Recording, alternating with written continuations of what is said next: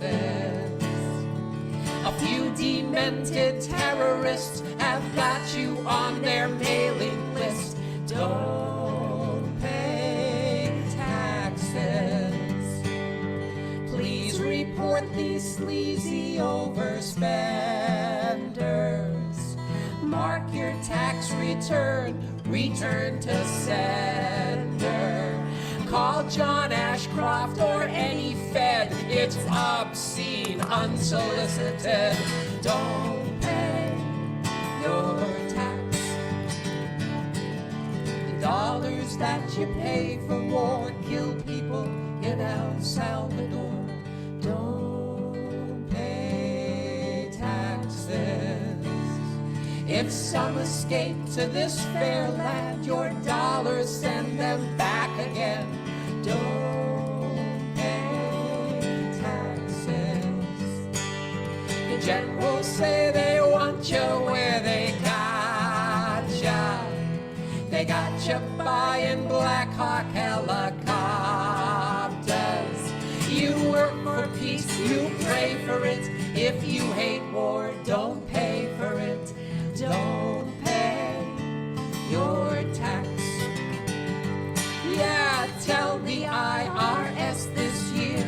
Let them know the buck stops here. And don't pay your tax.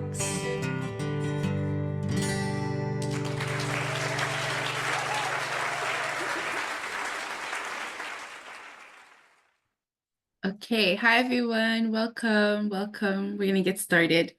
Before I introduce the event, just some quick housekeeping. This event is being recorded, so just so you know. And I'll do a quick run through of the agenda before getting into it. After my introduction, I'm going to play a quick video introducing you to the Black Response, hosts of this event today. And then I'll introduce Mary from the New England War Tax Resistance, and she'll introduce Lincoln from National War Tax Resistance. Then we'll do a Q&A.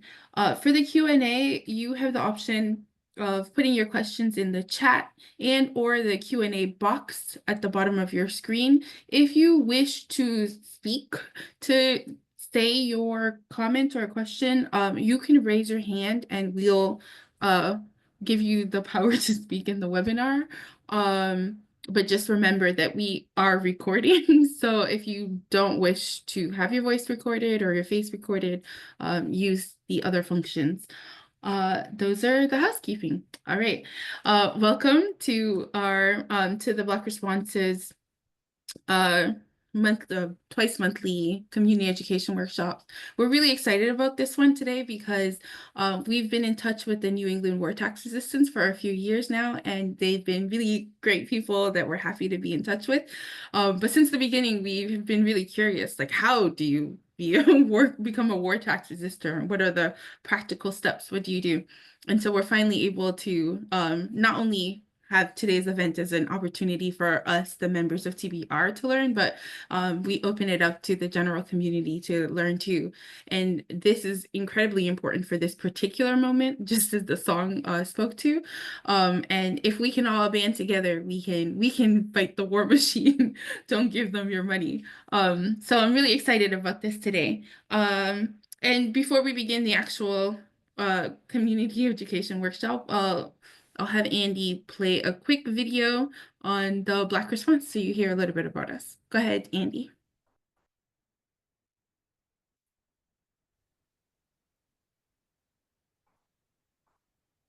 Welcome to the Black Responses bi-weekly community workshops and skill shares. These workshops will center marginalized community members to build our knowledge of abolitionist principles, practices, and non-carceral safety response strategies. We're building community capacity for collective care, mutual aid, and creating safe spaces that can grow public support for defunding the police and funding community safety alternatives. But you might be wondering, what is TBR? The Black Response is an abolitionist research and advocacy organization that envisions and works towards building a world free of carceral and harmful responses. We seek to uplift the Black, brown, and otherwise marginalized communities in Cambridge and everywhere by working to unbundle and abolish policing, to fund the police to invest in communities, and support the building of alternatives to public safety and the development of community care initiatives. We operate as a type of nonprofit membership cooperative whereby TBR members, the Core Governance Committee, make decisions about and for the programs and operations of the organization. You might be wondering what abolition is. Abolition is the practice of dismantling and removing a system. When we say abolition, we seek to abolish the prison industrial complex. Prison industrial complex abolition is a political vision with the goal of eliminating imprisonment, policing, and surveillance, and creating lasting alternatives to punishment and imprisonment. The Black Response is an abolitionist organization.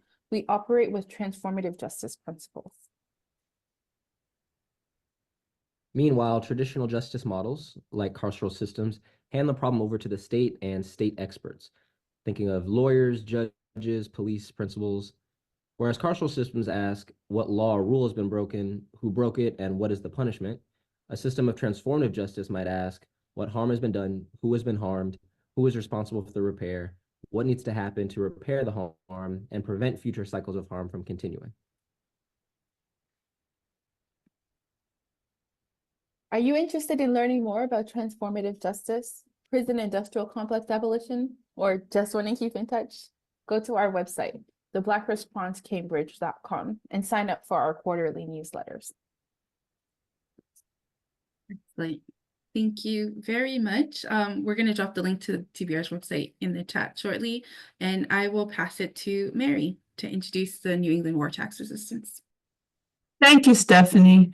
As Stephanie said, New England War Tax Resistance has had the pleasure of working with local groups that do good peace and justice work for a nonviolent society that works for everyone, like the Black Response, like the Heart Group in Cambridge. The New England War Tax Resistance is a group of war tax resistors in the New England area who come together to support one another, to share information with interested other neighbors. And also, we have an alternative fund where war tax resistors and supporters can put money. And then we have a grants committee that takes money from that fund, interest from that fund, and gives it. So this is refused tax money that is not going into the war machine, and instead is being directed through these grants to groups like the Black Response, like Heart, like a peace camp, like so many good organizations, some in New England, some in other places in the United States, and occasionally in a country that has been ravaged by U.S. war efforts. So we're a small group of local war tax resistors and supporters, and we are very privileged to work with local groups like the Black Response to put our money to better use than it would have gone otherwise. So now I'll introduce Lincoln Rice. He is the coordinator. I'm sorry? Okay. I'll introduce Lincoln Rice. He's the coordinator for the National War Tax Resistance Coordinating Committee, which is our national umbrella organization. And Lincoln has agreed to be the main presenter for tonight. And thank you very much, Lincoln. Thank you, Mary. So I'm going to share my screen. But yeah, I've been the coordinator of NWTRCC now for the past 6.5 years. And I've been a war tax resistor since 1998 and hope to share some good information and look forward to the questions and comments afterwards. But this is my presentation here is kind of the basics of war tax resistance, how to refuse to pay for war and resisting US militarism. So some important disclaimers, some of the methods that I'll be There are 70 discussing. people on this, like, wow, whoops. The disclaimer, some of the methods that I'll be discussing tonight are not legal and should be considered forms of civil disobedience. Government laws and policies are subject to change, because I'll be discussing to some extent, like, what's the law in a certain situation, but then how likely is it actually to be enforced? For instance, jaywalking, not often enforced, but in most cities it's against the law. Also, as war tax resistance counselors, we're not here to try to fudge or cheat or use gimmicks to avoid taxes. It's more of a moral stance, and there could be a variety of ways to do that. And then lastly, a person giving a presentation like this might often say that they're not an accountant. I'm not a CPA, but my undergraduate degree is actually in accounting. And so I definitely have a background in taxes and bookkeeping and all of that sort of thing. But I can say nothing that I'll be talking about tonight, I learned while getting my degree. So I'd say for the most part, accountants and CPAs are usually not good sources of information for war tax resistance. While getting my degree, I was taught how to fill out tax forms, what the law is for reporting income and deductions, but it never came up like, well, what if your client isn't going to pay? That just was assumed, well, of course they're going to pay, so I will say it's not really usually a helpful thing to ask an accountant about those types of things, which is why we're here. I've learned from many wonderful folks over the years from their decades of experience. But I'm not a financial advisor or a lawyer. Again, it's more speaking to this decades of experience that people have had. And for some of our resources we've had where we want to make sure we're accurately representing the law, we have had a legal counsel, a lawyer who's been helpful to us over the years to make sure that our information is accurate. The National War Tax Resistance Coordinating Committee, which we often call NWTRC for short, is a coalition of groups and individuals around the United States. So like one of our hosts for tonight, the New England War Tax Resistance, they're not like a franchise or a local group for NWTRC. They're their own group, and it was groups like those that founded the national group as a more of an easier way to be in contact with other war tax resistors and create resources together instead of each local group needing to replicate its resources. I'm not going to spend a lot of time on these initial slides, but if you're here, you probably have some sense that military spending and US militarism is kind of out of control in the United States. So, here we can see that the United States spends more on its military than the next 10 countries combined. And then internally, this is from the War Resistors League. A couple of their folks comb through the president's proposed budget every spring and kind of parse out what really it belongs to the military and what doesn't. So normally in any given year, current and past military expenses is really around 40 to 50%. And so that's where a lot of the reasoning for long-term war tax resistors, it comes out of a sense of conscience. If I'm not going to, if I wouldn't kill someone or participate in a war, then why would I be paying for, into a pot of money where so much of it is used for that thing that I have a strong stance against? But there's, especially recently, additional reasons why people might consider war tax resistance. Last year, there was a huge surge in war tax resistance, especially because of the war in Gaza and the destruction caused there. And it's estimated that around 70 to 75% of the weapons used in Gaza were funded by the United States.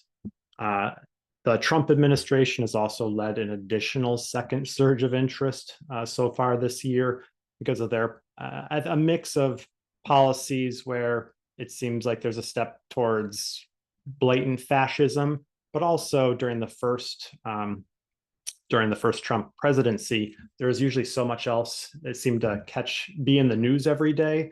But compared to the Obama presidency, Trump used drone strikes 3 times more often than Obama did in killings abroad. So the militarism under Trump was pretty horrendous the first time, and we're expecting that to continue during this second administration. Issues of border militarization, deportations, which we've seen, kick into high gear during the Trump administration, militarization of police and programs like the 1033 program that allow the transfer of military grade weapons to local police departments. And lastly, the impact on the environment. The US military is the #1 institutional user of oil in the world. And even before Trump pulled out of the Paris Climate Accord, the greenhouse gases caused by military weapons, military planes, etc., were exempt from that accord. So already the military was having a disastrous effect on the climate. I'm not going to touch on all of these. I'll just mention more of the last one, but it seems if we have enough information about a civilization that we can find instances of war tax resistance. A more recent instance outside the United States is in Myanmar or Burma, where after the military took control of the government in 2021, millions of people there began refusing to pay their utility bills because it was one of the main ways that the military government, supported itself. And so they were taking great risks, and it's pretty inspiring. So getting more into the practicals of war tax resistance, which method is right for you? One of the difficulties or stumbling blocks getting into war tax resistance is it can seem very complex, but I like to look at it from a more positive angle where it can be complex and it takes definitely some homework, I'd say, before you can make a decision that you can feel comfortable with and what the associated risks are. But it also has great adaptability. It's not just a cookie cutter thing.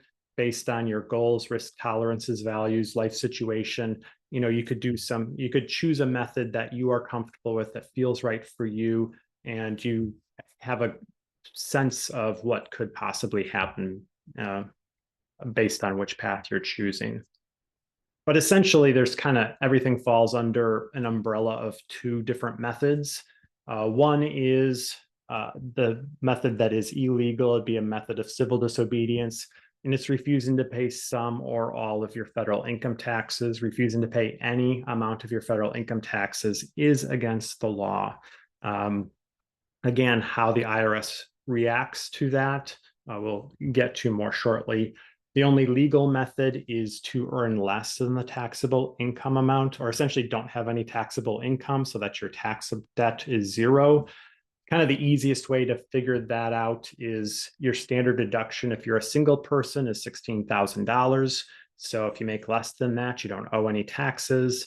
If you're married, your standard deduction for tax year 2025 is $32,000. So if you make less than that, you don't owe anything.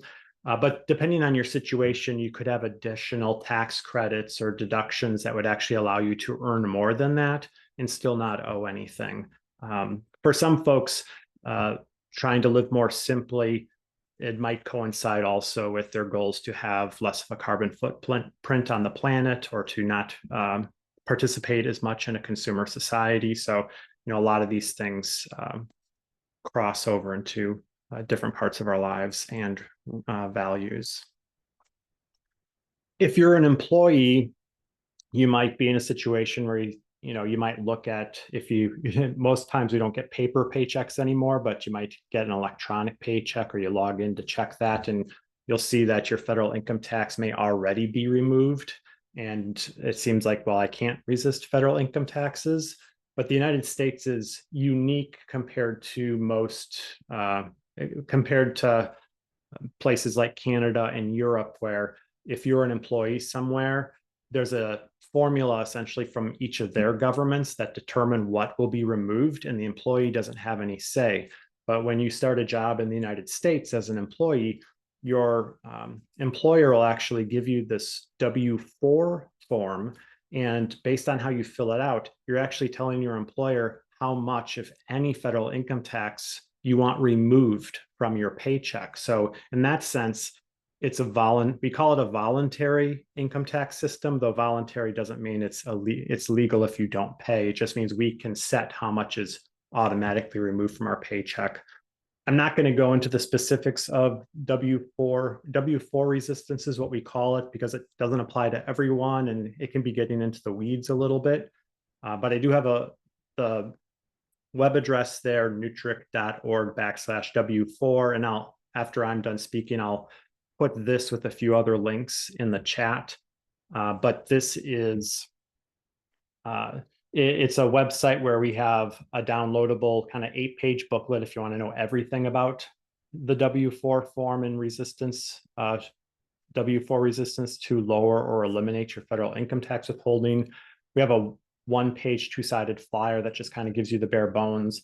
And we also have a 10-minute video there where we just go through and show you an actual form and where you put different amounts depending on your income and filing status to eliminate your withholding. But again, this is just if you're an employee, it gives you the opportunity then at when tax season rolls around that now you'll actually have a tax debt. And it's at that point that you can either choose to pay or not to pay. So at that point, if you decide to pay, depending on the amount that you hadn't paid throughout the year, there might be a small penalty for not having paid more throughout the year.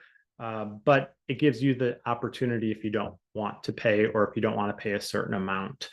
The other thing is ideally the federal government doesn't want you to have a refund or to owe them money. That the point of this W4 form is that it equalizes what your tax debt to zero throughout the year. So even if you're in a situation where you find yourself getting a refund every year, one possible reason is that you're overpaying, and these resources at least could help you fill out your W4 appropriately so that you're not giving the U.S. government a free zero interest loan throughout the entire year. So your W4 form is something you usually get at your first day of work or when you're first hired, but you can update it at any time. Sometimes you have to turn in paper to your employer. Sometimes you can, if it's a larger employer, you might actually just go into a computer system and change it yourself manually. And then your employer has up to about 1 month to implement it in your paychecks. If you're self-employed, then nothing's removed from your paycheck. Your employer gives you all of the money that you're owed at specific agreed upon times, and it's up to you. Normally, depending on how much you make, the federal government expects you to pay quarterly taxes, not only for your federal income taxes, but for Social Security and Medicare. And so there, the ball's already in your court. So for many folks who are self-employed, they may choose just to pay Social Security and Medicare and to refuse the rest or a certain amount of the rest, but it's more in your court right from the start.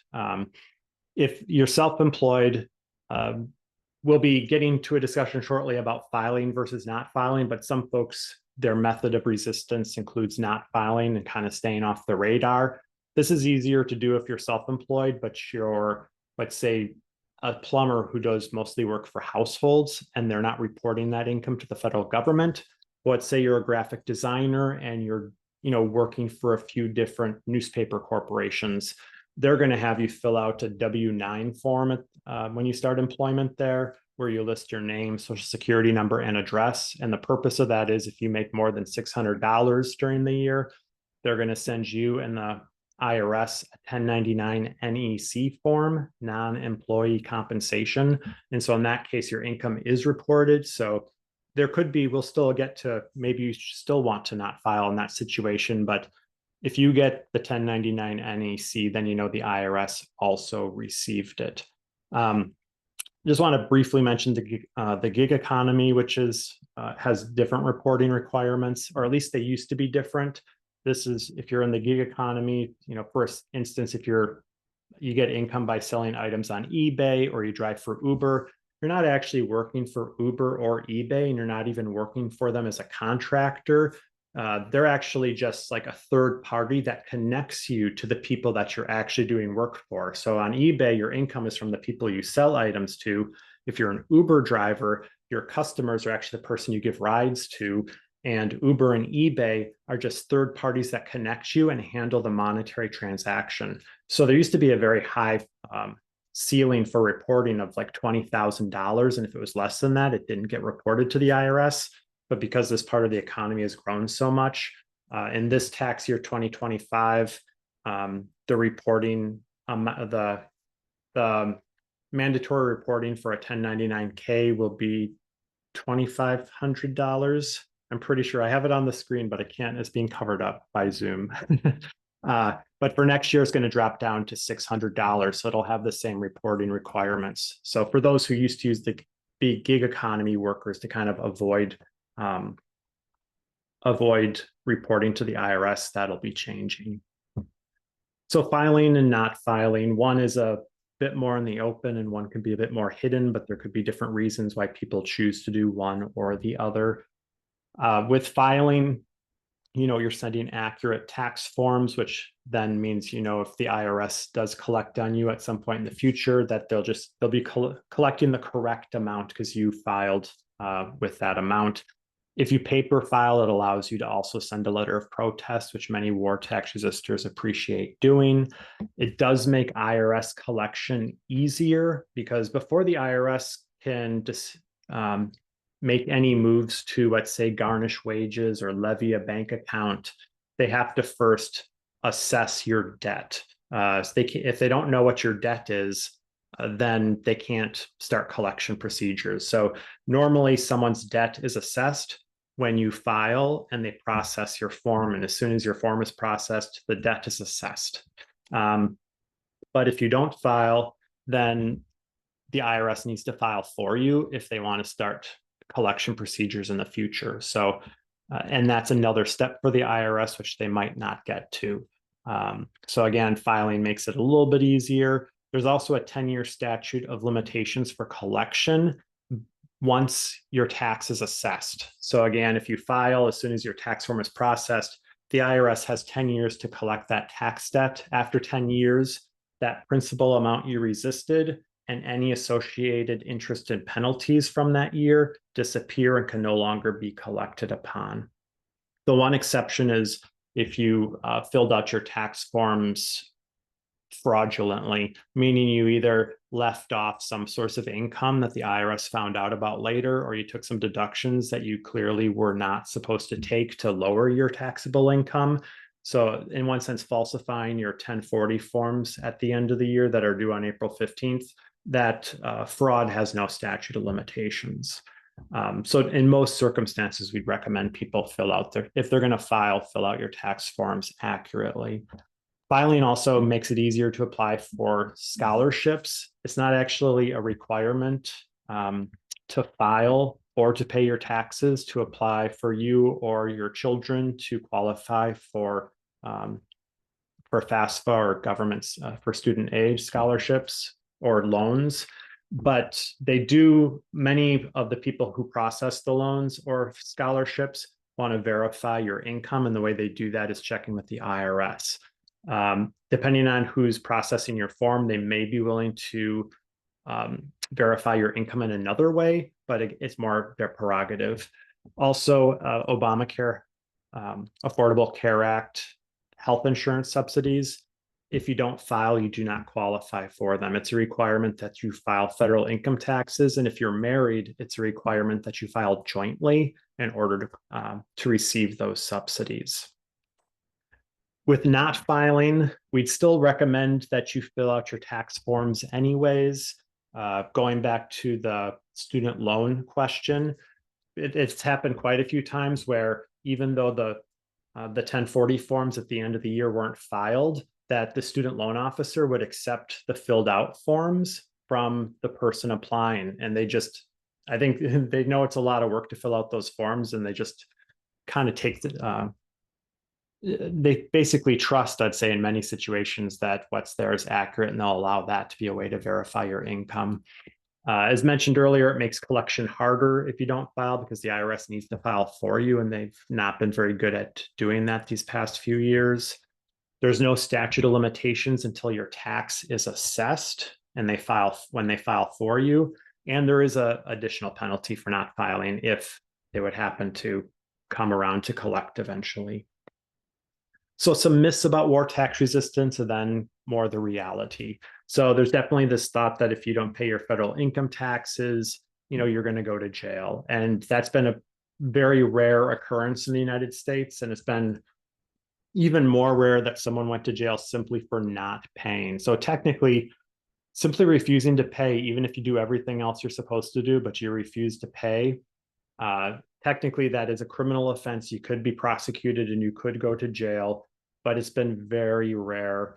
Essentially, since the end of World War II, the only person that happened to was Tony Serra in 2005, who's a activist attorney in the Bay Area.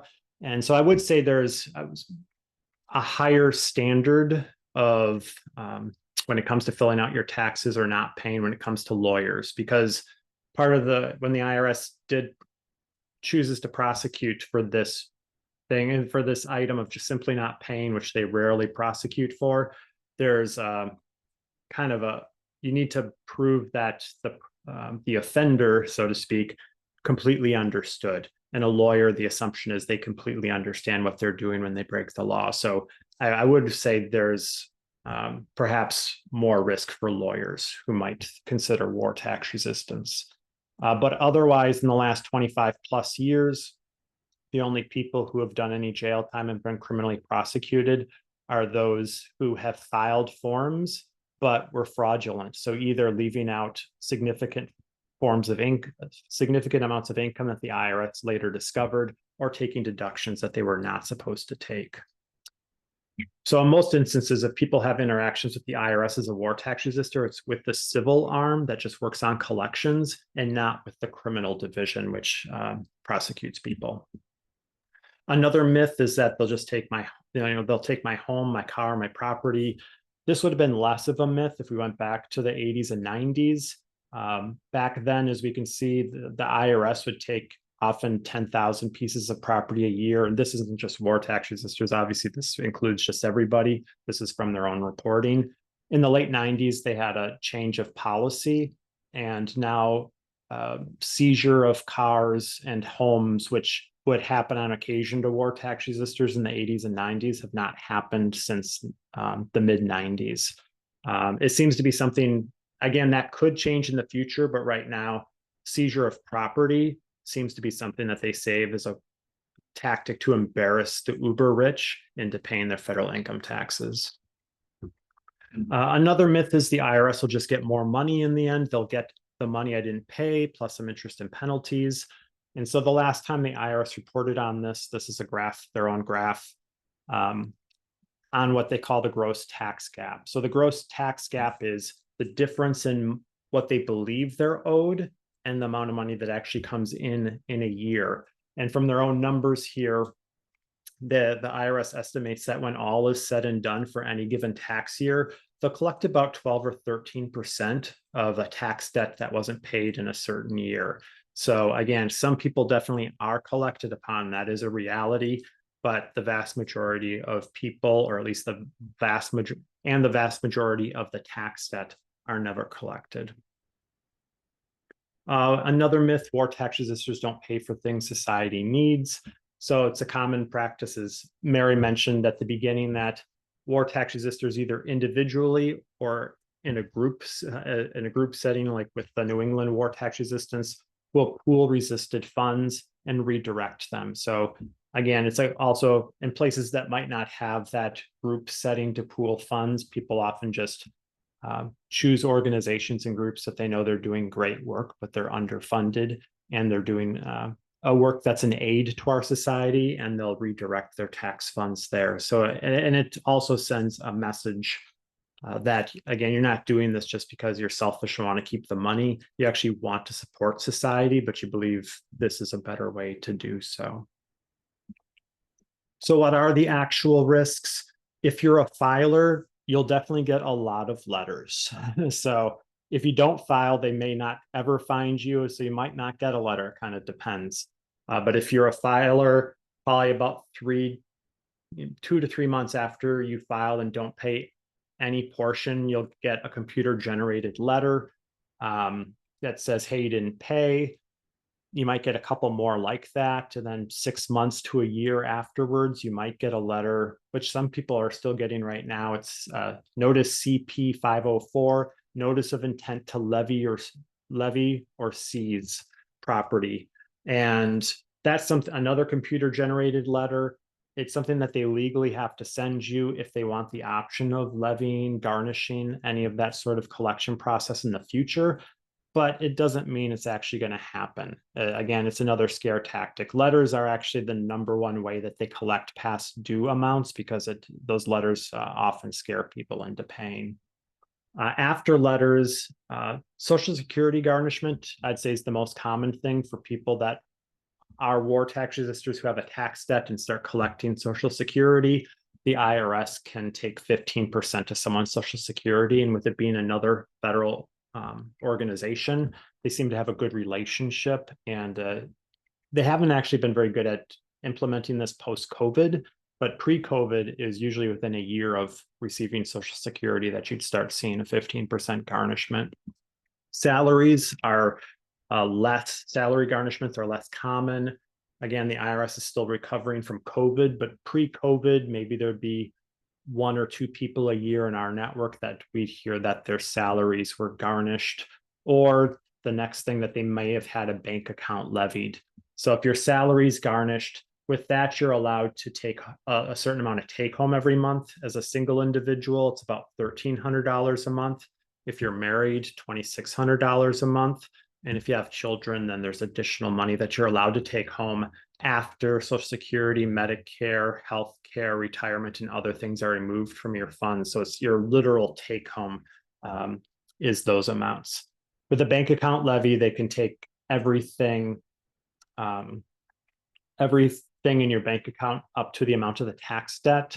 So, but it's only a one-time collection, or at least if they wanted to take money in the future from a bank account, they'd have to send out another bank account levy. And it's been very rare for them to send out bank account levies once, but even more rare for them to send them out a second time in the future. In the past, if you accidentally overpaid your state income tax, if you're in a state that has that, there's probably a 50-50 chance they may have sent something to get your state refund. Interest and penalties is another reality, especially if you're filing. Interest and penalties. It's a complicated formula, but the rule of thumb is over the 10 years of the statute of limitations, your tax debt will triple. So if you say, I'm just going to resist $100 this year, right before that tax debt and everything associated with it would expire in 10 years, it'd go up from about 100 to 300, 1,000 would go to 3,000, 10,000 would go to 30,000, etc. So at least you kind of gives you a sense of what that could grow to. We already mentioned healthcare insurance subsidies. You could lose those if you don't file, and the student loan issue. Once you owe a tax debt of about $25,000, they may file, they're pretty good about filing a notice of a public lien with your local county courthouse.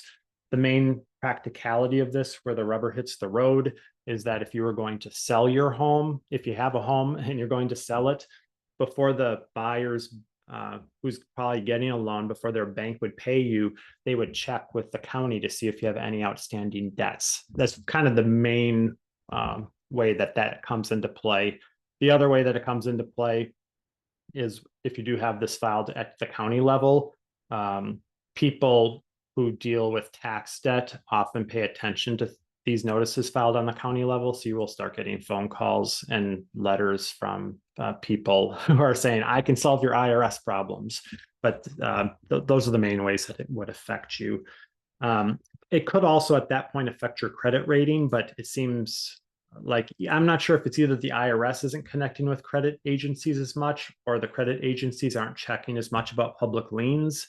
But it hasn't seemed to affect any war tax resistors credit for about the past 10 years. Before that, it was more common to also, if you had this public lien filed, also see your tax score your credit score go down, but it hasn't affected it lately. Lastly, for those who have a tax debt that the IRS considers seriously delinquent, for tax year 2025, that's going to be $64,000, but it goes up every year with inflation. If you won't be allowed to renew your passport or get a new one. If you have a passport, you can keep using it till it expires. But this is a law that went into effect in 2018. It's still uncertain if it's constitutional or not, but thus far it has been implemented that if your tax debt reaches this amount, you won't be able to renew your passport. So just to keep that in mind for folks that either love to travel, need to travel, have family, or work abroad, that could be a reality. So I'm nearing the conclusion here, but if this is mostly East Coast people, it might not really affect most of you. But if you're in one of these red community property states, which is a minority of states, in those states, all assets and debts that accrue after a couple gets married belong to both spouses.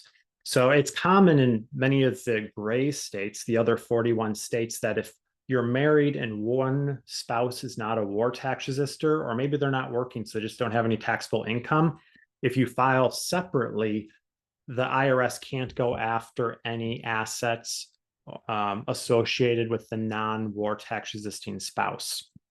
If you're in a community property state, it wouldn't matter if you file separately, that the IRS could still go and try to garnish the wages of your spouse at some point. The IRS might not, because this is more of a rarity, the IRS might not think of doing that, but it's definitely a reality or a possibility. So again, just this has been a very brief overview, but on our website, all of our resources are available for free. There's a lot of information there because there's so many different situations. So I'd invite everyone at some point to just browse our website, make use of the materials that are there to help figure out what's best for your situation. Then lastly, I'll put this in the chat shortly, but just a resource list, our website, that W-4 link about how to fill out your W-4. We have what we call a counselor's list by state. So if you wanted to connect with someone locally, we have war tax resistance counselors who are usually longtime war tax resistors who've gone through some additional training so that they're more familiar with war tax resistance than just their own situation, and can help guide people to what would be the best, what they're comfortable doing. And so obviously, if you're joining us more in the New England area, if you looked on that list, you would find the contact information for the New England war tax resistance. But if you're in a different state, you can also find other local folks. We have a newsletter that comes out twice a year with stories, and also the latest information. And you can sign up to get a free e-version of it. And lastly, I'll just mention the War Tax Resistance Penalty Fund. They're separate from NWTRC, but we host them on our website. They're a mutual aid group that when the IRS has levied a bank account or garnished wages, they'll pass the hat among their members. And essentially, they're not going to pass the hat for the principal amount, the initial amount that you resisted, but because oftentimes people are collected upon right before some amount is going to expire, and there might be all those additional interest and penalties, they'll pass the hat to reimburse folks for those interest and penalties. So they haven't been used much recently because the IRS has been so underfunded and still recovering from COVID, but I know they're going to be reaching out with to pass the hat for two people who were collected upon recently. And when the IRS was busier, like during the first decade of the 2000s, they maybe passed the hat 3 or 4 times a year, each time to kind of note 3 or 4 individuals or households who had been collected upon. And if everyone threw in about $25 or $30, they're usually able to reimburse everyone for their interest and penalties. So I'll pause there, but thank you.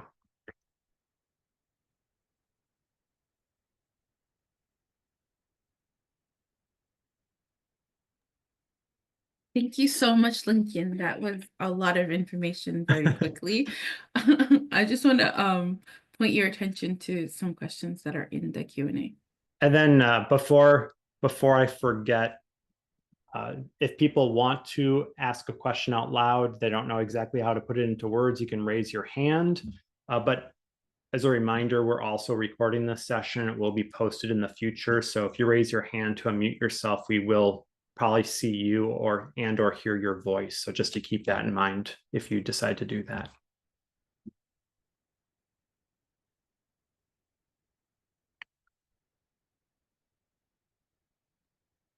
Yeah, I also wanted to let you know that Larry has something to say.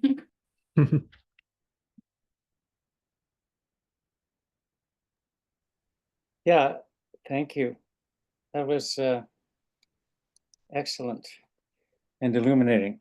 Um, I wanted to add a couple of observations as a longtime board tax resistor, recently levied. Long time meaning since 1987. The first thing I would say is that although I wouldn't ever challenge the accuracy of your figures in general, I would say that for individuals who are levied, you can indeed end up paying more than you would have paid if you had paid what the IRS said you owed them in the first place, because we did.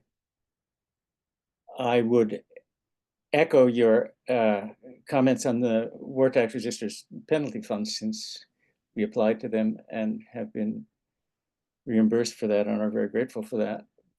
The more substantive thing that I want to add has to do with your account, Lincoln, of the risks of doing war tax resistance. And you identified very well the financial and practical risks, but I would add that there are emotional risks to, not so much to doing war tax resistance, that's an enhancement of life and a manifestation of principle, but to being levied and to being threatened with levies. And the emotional effects are a feeling of powerlessness, kind of quite acute feeling of powerlessness, which is entirely justified because in some way you are powerless, and a feeling of isolation.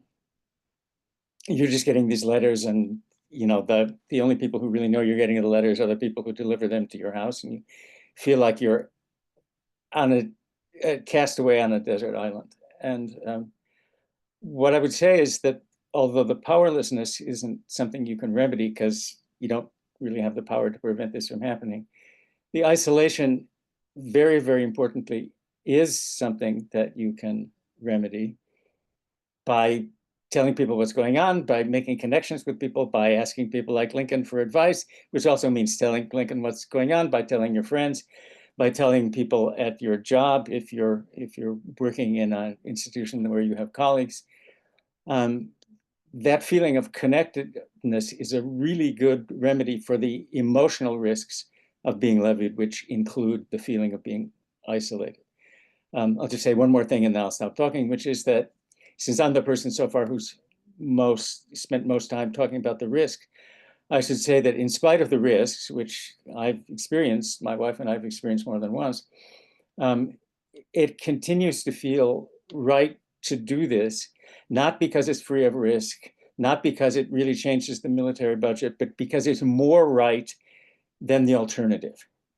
The alternative is paying your taxes, which that song at the beginning told you lots of reasons not to do. And if you're going to make this decision for yourself, you have to consider two possibilities. One is that with all its risks and the feeling of isolation and stuff like that, you refuse. And the other is the risks of paying and what it feels like to be paying into a system that sends, 75% of the weapons being used in Gaza. So I've gone on too long. Thanks for listening.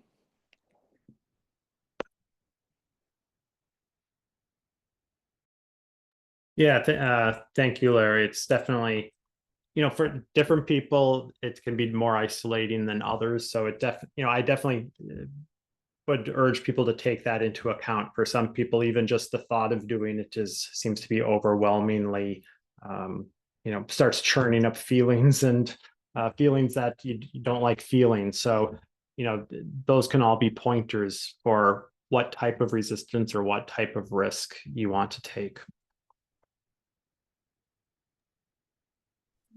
It's part of the whole discernment when one is considering war tax resistance to think about your situation, whether it's your family, your work, what all the factors that you in your life are dealing with, and to inform yourself about the options, the risks, your own conscience, what that calls you to do, and get support from us in the war tax resistance community, and then make a decision that works for you and support for carrying out the decision that you make.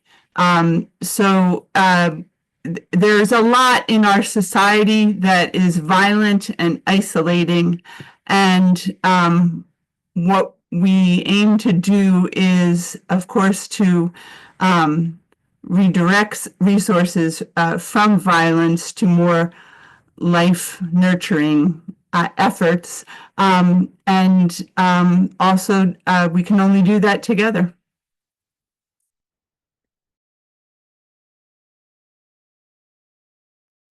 Thanks, Mary. I do see there is one question there about possibly sharing a little bit of my own personal experience. And also, I became a war tax resistor in the late 90s as the IRS was starting to have less resources. And so for people that I knew before me that practiced war tax resistance, almost everyone, especially if they were a filer or had a wage job, had been collected upon at some time, and some of them had had cars taken. But in decades plus of war tax resistance, most of the time working as an employee somewhere, neither my wife nor I have been garnished. Again, there's always that threat and possibility of that happening, but it's never happened. I've never had a bank account seized, but I have been careful where, nowadays, if you had paid taxes in the past or got a refund, a lot of people are giving the IRS like their electronic transfer information, which now they know where your bank account is.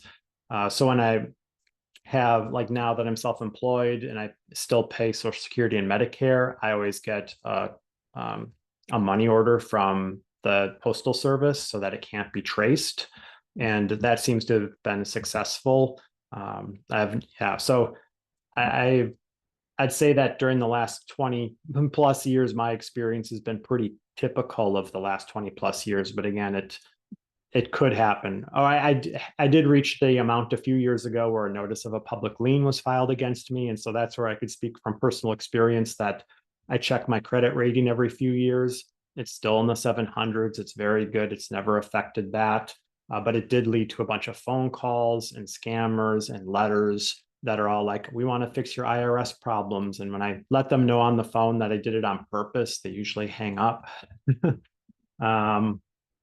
But so that's been my experience. It's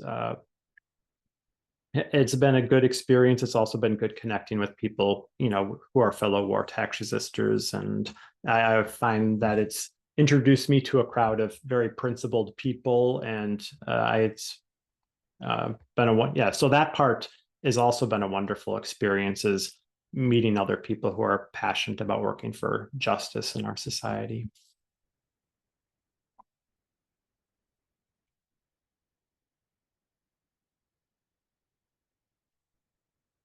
I see there's also a question with the current state of the IRS staff. So I know the IRS I must admit, I haven't paid close enough attention. I know they fired, I think, 6,000 employees. I think that stood. Those are people who hadn't passed probation yet. And there's a bunch of others that, they told they could put in their notice. And many of those employees at the IRS, in addition to the 6,000, did put in their notice, but then they were notified that at least until May 15th, they're essential employees to at least get the main part of the tax season under their belt. But the IRS has been so inactive, as I've mentioned a number of times. And if what appears to be happening continues to happen, I think this very slight blip in IRS levies and garnishments will probably go back to almost nothing again. With all these cuts, they're losing a lot of people that know how to do these things.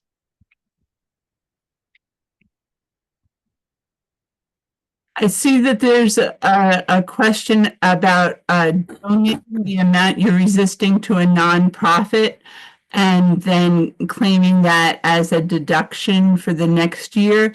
And yes, if you donate to a place that and and you have an income level that makes the donation a significant amount that would change your tax liability, that is a way to reduce your tax liability for the following year. But everyone's tax situation is different. So this is where working with a war tax resistance counselor might be helpful to look at how much you're looking to donate, what your income is, and what your donation, what effect your donation might have on your tax liability. Does that sound okay, Lincoln? I would just add that the place, this could change, but right now the only place to take a charitable deduction on your taxes is on Schedule A. And you only use Schedule A if you're not taking the standard deduction. And the only reason you'd normally have enough other deductions that you wouldn't take the standard deduction is if you recently bought a home, because you can also deduct interest on your home loan. So, you know, if you're not a more recent homeowner, you're probably just taking the standard deduction, which is, you know, for a single person, $13,000. So you'd need to have other deductions, including your charitable deductions that go over $13,000 to even start seeing it make a difference. So I'd say for most people, charitable giving doesn't lower your taxes significantly, but it depends on your situation. And I also see a question that asks, for those of us who have been resisting for a while, I've been resisting since 1983, if we have safety nets. And I think that's really important. Each of us knows what's important in our lives that we need to have a safety net for, whether that it's our children or a car to get to work or whatever. As Lincoln mentioned in his presentation, there are some states where property that might be jointly owned could be levied by the IRS. There's plenty of other states where that's not the case. So that's something that a tax resistor might consider, is having some property owned by someone you trust. There's also many reasons why you would have property and not necessarily want to own it. So talk about this with your community. Talk about it with a war tax counselor and think about how to protect the things that you love. Thanks, Mary. I see Robert has had his hand up for a little while. Yeah. Am I muted still? No, I can hear you. Okay. Yeah, I wanted to add maybe two things that might be of interest to people. One is I'm a former war tax resistor. Over the years, I've noticed some people who resisted war taxes for a while and then stopped feel kind of ashamed of stopping. They're sort of guilty about it, which, you know, is understandable in some ways. But I'd like to say that, you know, you could credit yourself with doing it for a while and fighting the federal government, kind of a brave thing to do, and not easy to keep doing perpetually. And in my case, I resisted for about 15 years. And when I became a parent, my wife and I, you know, got our bank account seized once or twice. Another time my wages were garnished for a while. Having a child, we felt sort of like we don't want to have this much potential disruption in our lives because we have dependent and so forth. So we stopped doing it. And ultimately we dealt with the IRS. We hired a lawyer, and interestingly, you know, rich people, when they negotiate with the IRS, they wind up paying a lot less typically than they owe. They get, you know, pay only 20% or something like that. Turned out we were able to do that too. We thought like, oh, great. You know, well, fine. At least, you know, that's a little more fair than society usually is. So we did make a payment, a settlement. We didn't feel great about that, but we felt like we did it for a good reason. We didn't beat ourselves up about it. And I personally thought, I'm not going to be ashamed of ceasing to be a resistor. I continued actually serving on the board of New England War Tax Resistance as a way of just like, I can make a contribution to this cause. And it's in a different way. And now with the new administration, I'm thinking like, maybe I should start resisting again. My child has grown up and time to rethink it. The other thing, I'll be more brief, is I would emphasize for people who are completely new to this, who are in on this webinar, that there's quite a spectrum of things you can do. So you don't need to put yourself in maximum jeopardy, so to speak, to be a war tax resistor. You could send a letter to the IRS with your tax return saying, I'm paying this under protest for the following reasons. Why I'm protesting it. I'm paying it, but I protest. So then there's nothing illegal about that. But then you could say, my bill is $1,000. I'm refusing to pay $50 worth of it. And that's my protest. And then that's illegal. And they can try to seize that from you. But it's not a huge risk for you, So if they get that, it's not going to make you starve to death. So I just want to emphasize, and there's a whole range, of levels of involvement. And you could start, as I did, and then stop. And nobody is going to dump on you that I know of in the war tax resistance movement. They'll say, thank you for doing that for the time you felt able to do it. So I encourage people to look at it in that positive way as a potentially valuable thing you could do. Thank you. Thanks, Robert. Thanks for sharing. And I'll echo theirs. I didn't come up with this quote, but I believe in its sentiment that I'd rather see 10,000 people resist $1 than one person resist $10,000. Like, it just sends a bigger message. It gums up the works more. Just any small amount, sends a message, even though the risk becomes essentially zero. Just want to take one more question. The next question I see in the chat, and then I'll go to Becky. Is it more dangerous for certain types of people to not pay outside of lawyers, for example, race, gender, immigration status? I don't think our sample size as war tax resistors is large enough to say if race or gender come into play. We, at least in our small sample size, we haven't seen it come into play. Though I will say it definitely comes into play when it comes to being audited, which isn't something. War tax resistors are rarely audited because when you're audited, it's because the IRS its computer flagged something that they believe your tax forms are inaccurate. But it's much more likely for non-white individuals to be audited, even when it comes to things like the child tax credit. It seems that the IRS disproportionately audits Black filing families compared to white filing families. Why this is obviously it's someone designed the computer that way, that maybe it's focusing and wants to focus more on cities that have larger African-American populations. I'm not sure, but the IRS doesn't collect race information. So all of this information that we do know about when the IRS is focusing on Black families disproportionately comes from outside studies. Immigration status, I would definitely caution someone to maybe talk to an immigration lawyer or have a much more serious conversation about it.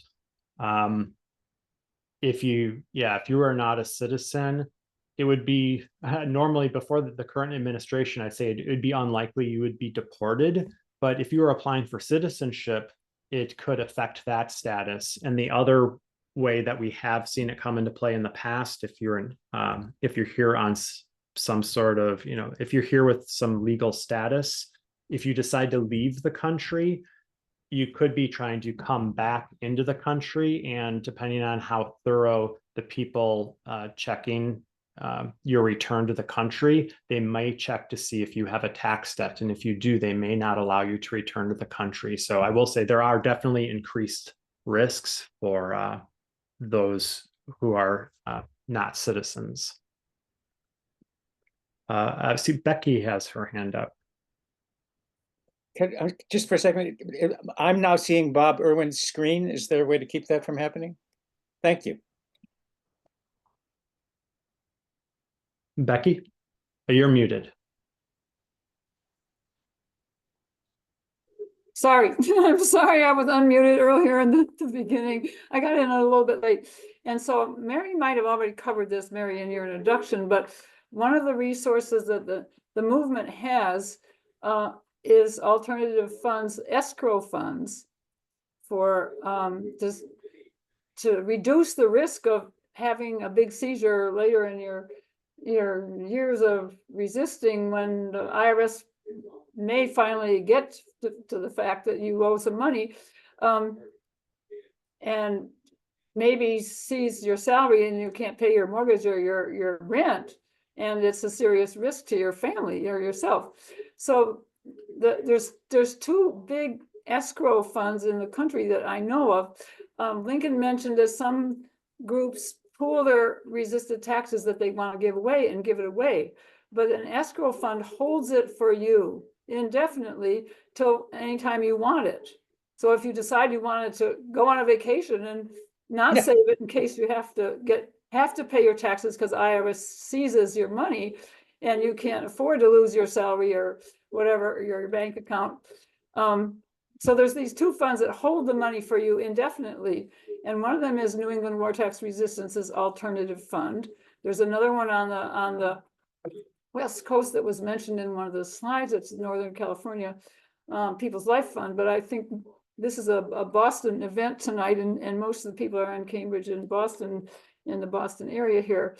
And so ours is local, and it doesn't matter where it is because our local fund has people from all over the eastern 2/3 of the country.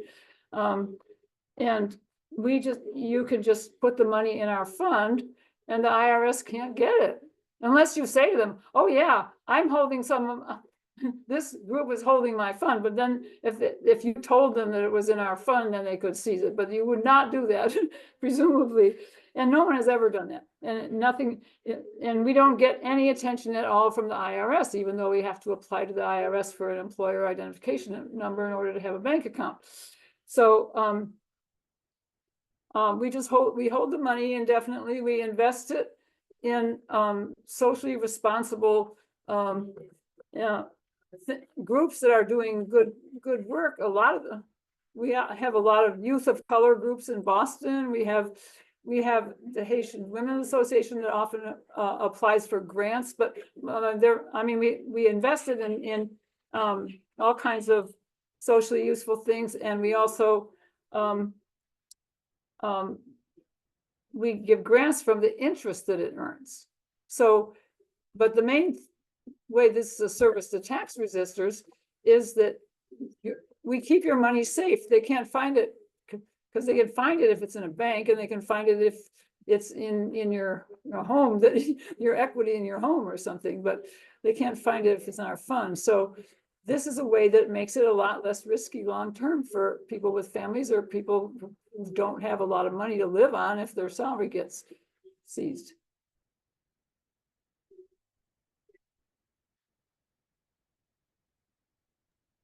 All right. Yeah, thank you. Thank you for sharing that information, Becky. I appreciate it. Larry. I did want to respond to one question in the Q&A. It's a question that asks, what evidence is there that war tax resistance has actually changed military spending in the United States? I have two answers to that question, to the best of my knowledge. One is no, it hasn't. Military spending is, as far as I can tell, unchanged by war tax resistance, and I expect it will continue to be that.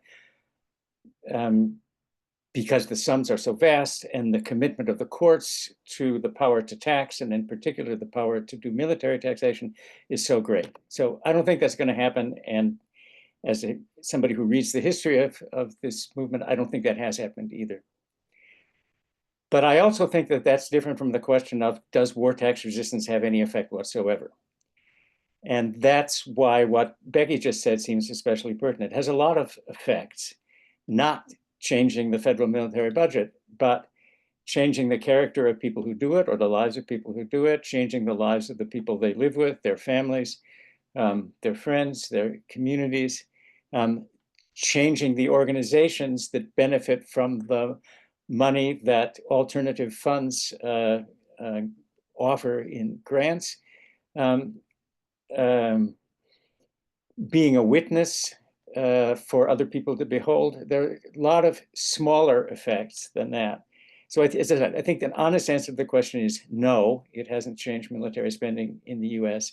But the second answer to that is, although it hasn't had that effect, it has had a lot of effects.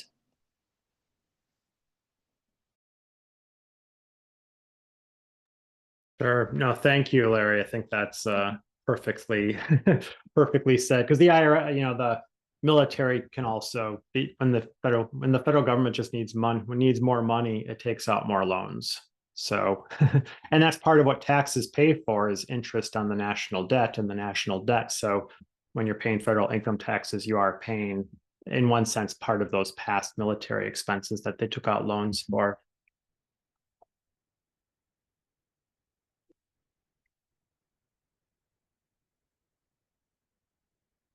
I know I've answered a few questions in the chat and in the Q&A, and so we think we have a couple more minutes left for questions. If there are any other questions, feel free to either raise your hand or put them in the Q&A.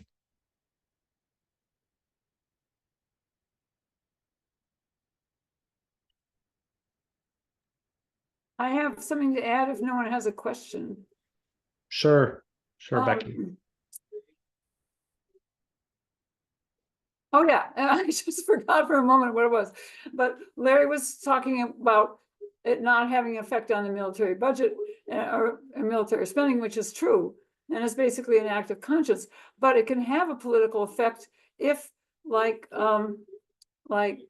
somebody was saying, if you talk to the media about it, if you go on radio talk shows and if you write Congress about it, write your Congress people, write your local representatives too, but especially write Congress, and it can have a political effect if you go public, and that can and it also dispels the fear of the IRS that people have, that makes them blindly pay for all the stuff that they consider immoral and not be tax resistors, because they think they're going to die and go to prison if it happens.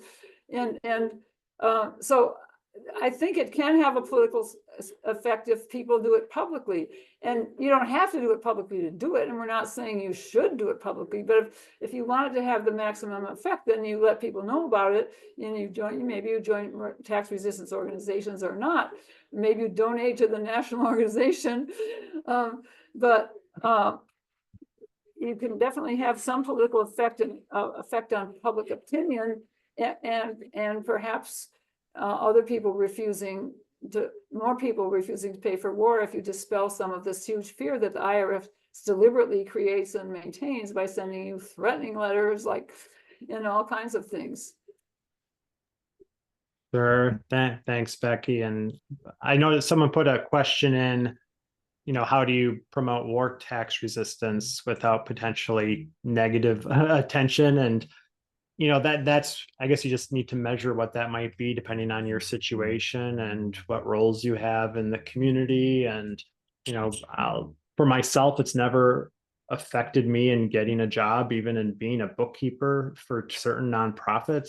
So, but it doesn't, it could have, it's one of those things, if you do it and you're public about it, it could have an effect. Technically, you can't be fired for not paying your federal income taxes, except if you're an IRS employee.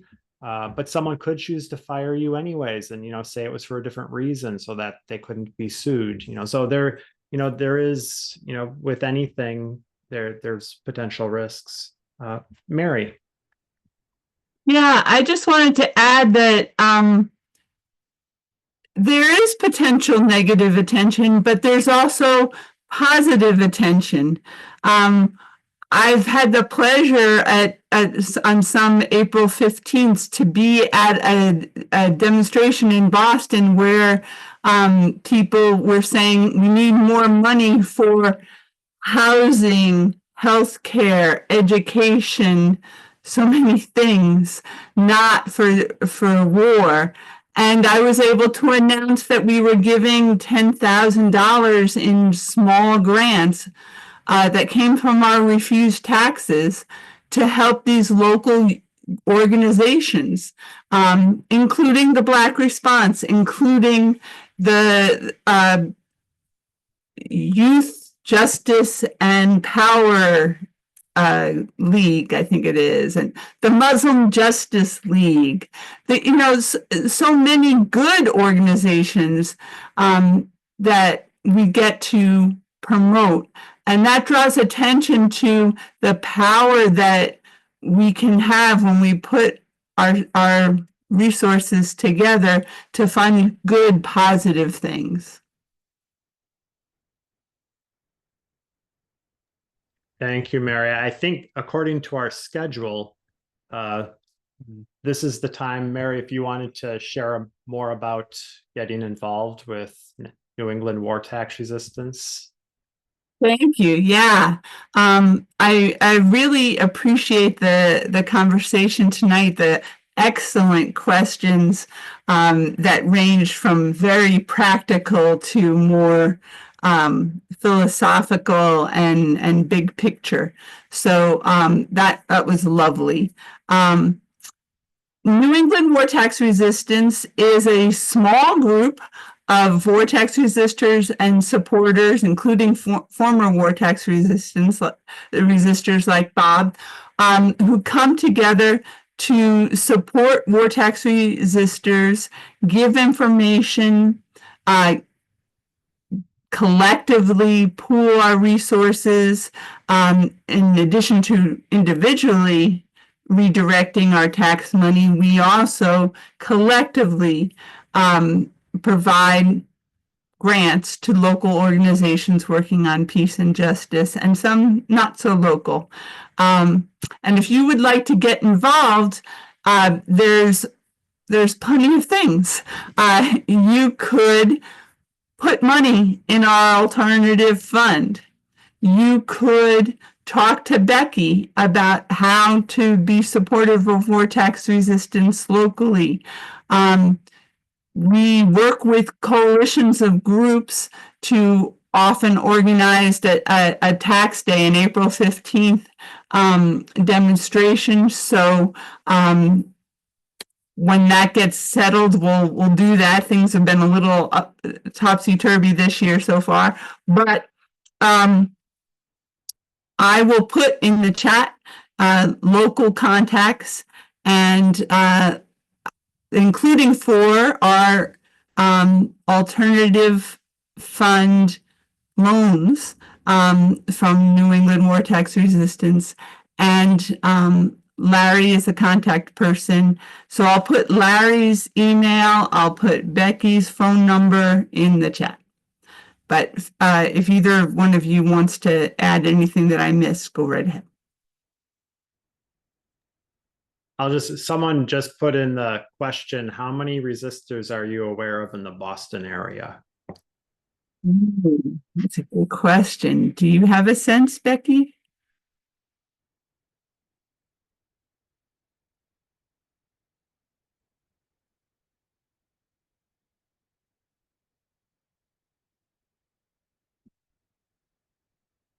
Sorry, I just unmuted myself. Sorry about that. So we didn't, I'm not sure about that. The mailing list that we have, I think from years ago, this organization and the other one on the West Coast have been around for like 60 years, practically, or 55. So it's pretty, and it's shrunk a little bit, but I don't think the number of people doing war tax resistance has shrunk very much, if at all. I would guess that while our mailing list only has about 45 people on it, we know a lot of people in other parts of Massachusetts too. In Western Mass, there's a whole bunch of people doing war tax resistance. I would guess at least a couple hundred, even though the active people in the organization now are, add up to 7.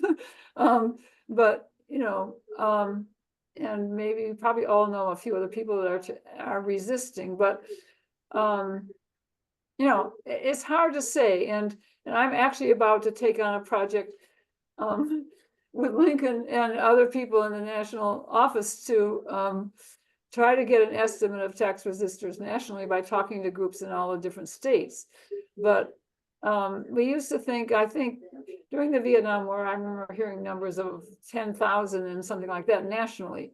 So, it's hard to say, but there's more than the people that you see on the screen, I think, a lot more. Yeah, thanks, Mary. Thanks, Becky. Someone then asked additionally in the US, and yeah, I don't know. I believe it's in the tens of thousands easily. And I base that on, I think the internet made it harder to know how many war tax resistors they were, because before the internet, the only way to know about it was to talk to someone who was a war tax resistor or connect with a local group. Now all of our resources are available for free online. And prior to the invasion of Gaza, it was very consistent that every single year we had 20,000 unique visitors to our website. And I'm sorry, 40,000 unique visitors to our website every year. And each one of those people on average looked at 9 pages on our website, which told me they were doing research. Since in the months following the invasion of Gaza, last tax season, we went from 40,000 unique visitors a year to 20,000 unique visitors a month. And our website crashed like 3 times, and we needed to keep expanding the bandwidth because there was just so many people searching out our website, and our numbers continue to be high and are again nearing those types of numbers from last year. So it's hard to say because oftentimes I don't actually hear an email or a phone call, or a local group won't, or a local counselor won't, unless they get a letter that they feel uncomfortable with.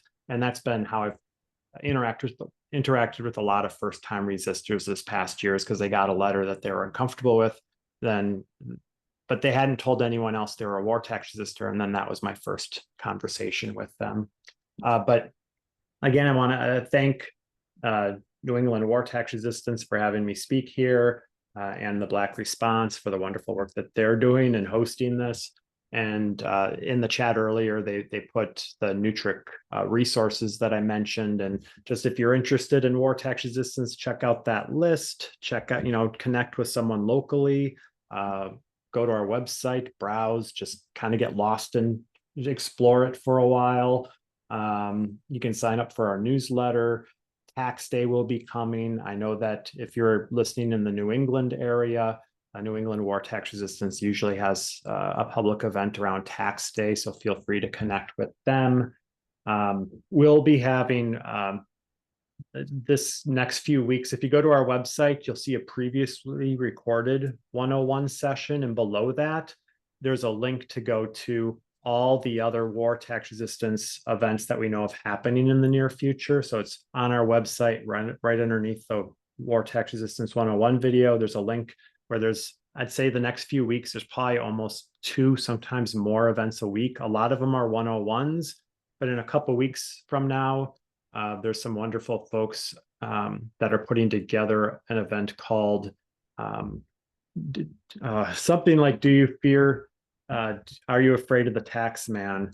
Or who's afraid of the tax man? And they've put together a panel of a lot of different war tax resistors from a lot of different backgrounds who are going to share their experiences. So another opportunity to kind of hear about where the rubber hits the road, but also to ask questions from a panel of war tax resistors. So I'll pause there. I see that someone would like to speak. Carrie, did you want to say something?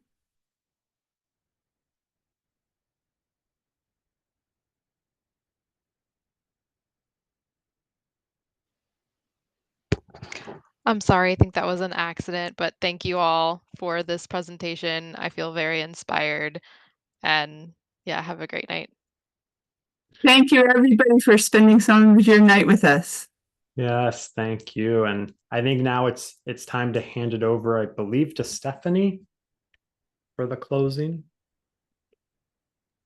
Yeah, I don't have much of a closing, just like everyone else, I'd just like to thank you. I've learned so much. And yeah, I felt like it was really practical and applicable. So I'm really grateful for this.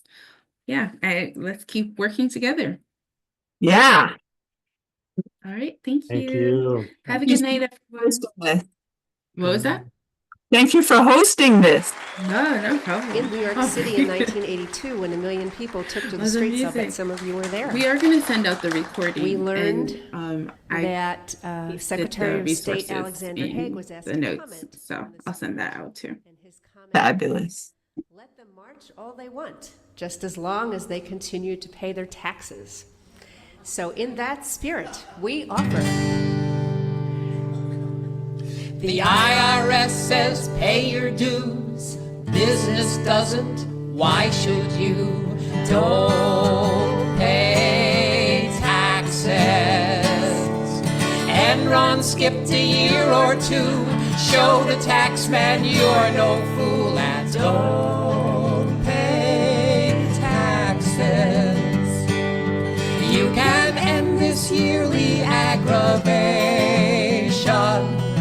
Just pretend that you're a corporation and tell them that you're working hard, drilling oil wells in your yard. Don't pay your tax. A package you don't want or need arrives this April, COD. Don't pay taxes. A few demented terrorists have got you on their mailing list. Don't pay taxes. Please report these sleazy overspenders. Mark your tax return, return to sender. Call John Ashcroft or any Fed. It's obscene, unsolicited. Don't pay your tax. The dollars that you pay for war kill people in El Salvador. Don't pay taxes. If some escape to this fair land, your dollars send them back again. Don't pay taxes. The generals say they want you where they got ya. They got you buying Black Hawk helicopters. You work for peace, you pray for it. If you hate war, don't pay for it. Don't pay your tax. Yeah, tell the IRS this year. Let them know the buck stops here and don't